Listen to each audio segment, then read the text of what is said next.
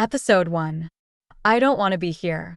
Rain slashes my face, the wind turning my long hair into whips. I feel like I've been walking for hours, but I suspect in the light of day I'll discover it's a mere half-mile from the tall iron gate to the front steps of the house looming in front of me. It looks like something out of a gothic novel, towering peaks and narrow windows, all dark and vaguely faded as if it stood on this hill for time unknowing. Probably because it has. I readjust my grip on my suitcase and march up the steps. There's no point in turning and running as far and fast as I can. I already tried that, and it got me a brand new scar on my knee and a limp that made the hike up here agonizing. The only reason my father healed me the little bit that he did was to keep me from being fully damaged goods. The man in this house won't care about a few scars. He's interested in what lurks beneath my skin. Specifically, my blood. I don't knock. The vampire in this house knows I'm coming. There's no point in playing the courteous guest or pretending I want this. I make it 3 steps inside before the door slams shut behind me, sealing off the roar of the storm and leaving only eerie silence in its wake. I glance over my shoulder, but I don't expect to see anything. Vampires move faster than the human I can see.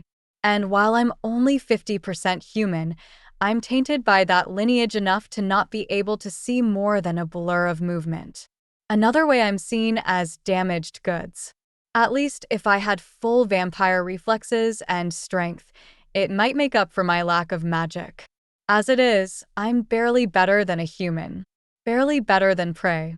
The knowledge sticks in my throat, preventing a shriek of surprise when I turn around and find a man looming close. No, not a man. A vampire. It's there in his pale skin, the barest hint of fang pressing against his bottom lip. It's the slightest loss of control, and it makes me wonder how long it's been since the last sacrificial lamb was sent to this house. He's gorgeous in the way all vampires are, flawless beauty and hidden strength. This one has dark brown hair that falls in a sleek wave to his shoulders, fathomless dark eyes, and a muscular body slightly too thin for his frame. He holds himself stiller than any human ever could. I apologize. I blink. Of all the things I expected him to say, that didn't number among them. What? Cornelius sent you. It's not a question, and I can't quite stifle the flinch at my father's name.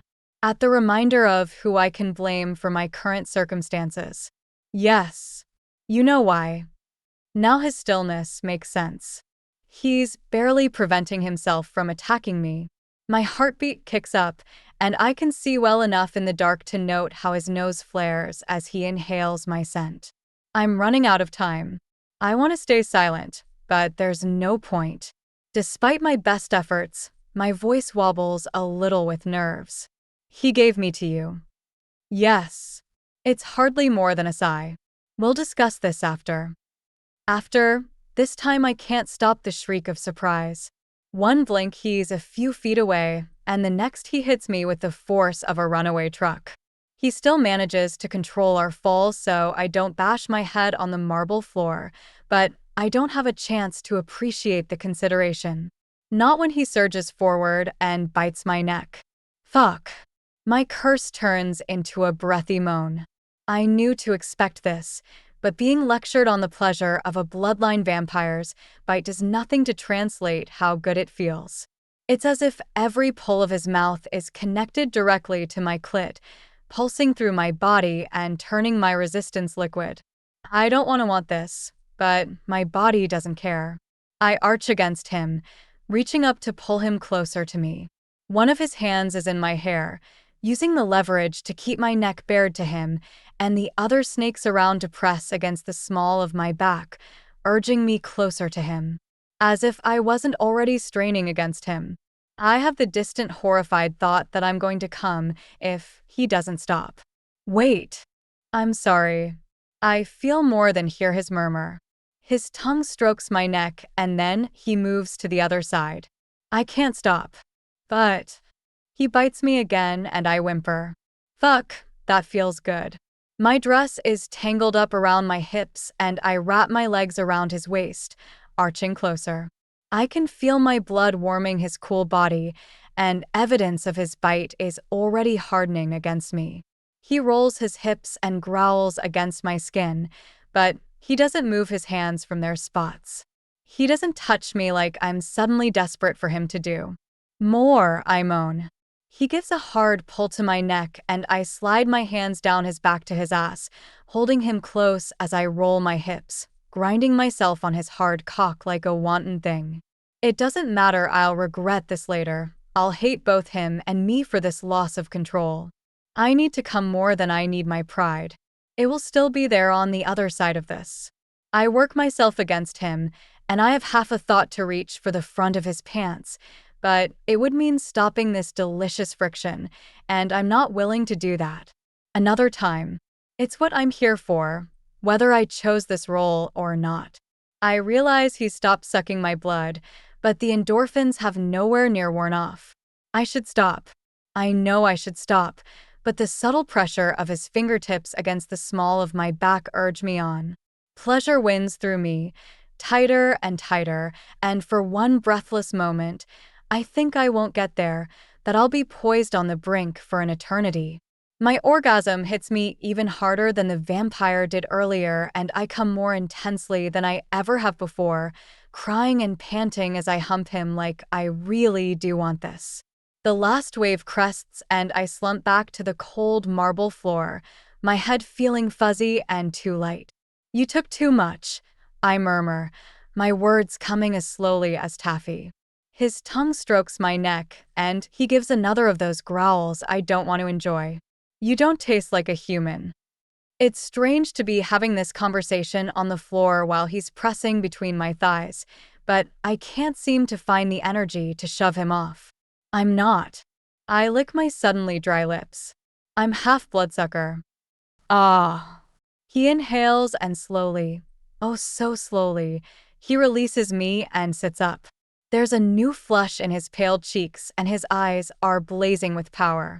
He kneels between my legs, and his gaze strokes over me in a way I can almost feel, lingering on my lips, on my bloody neck, where my breasts are nearly escaping this ridiculous dress, where said ridiculous dress isn't covering my panties any longer. My panties that are soaked. I start to cover myself, but he catches my wrists, easily overpowering me. He does another of those long inhales, and I know beyond a shadow of a doubt he's scenting my arousal. He shifts my wrists to one hand and reaches for my panties with the other. Wait! The vampire's eyes are pure black, and his fangs are on full display. The little glimpse of control from earlier, of regret, are nowhere in evidence. Gods, I'm in trouble. His gaze drops to my panties again. You know why you're here. His knuckles brush the wet fabric, lightly stroking against my pussy. Despite just coming, I have to fight the desire to lift my hips in invitation. I know it's the aftermath of the bite, but I hate myself a little for it. He pauses, his hands shaking as if he's fighting himself. He could have broken my wrists, could do so much more damage, and there's nothing I could do to stop him. Say it. I don't want to. I very much don't want to. But the words spill from my lips, almost as if he compelled them with his low voice. I'm here to satisfy your hunger. Hungers, little damper. All of them. He strokes me again. Lift your hips. I obey, even as I argue. You said we'd talk. Yes, after. Still, he hesitates. A drop of blood drips down his chin, and I dazedly realize he's bitten himself. Say yes. The fact he isn't simply taking what he obviously wants confuses me, even as I hate him for making me say it. Would he really stop if I tell him to? I'll never know. Yes. Full story is available at novelpalace.com. Click the link in the comment section to get it free.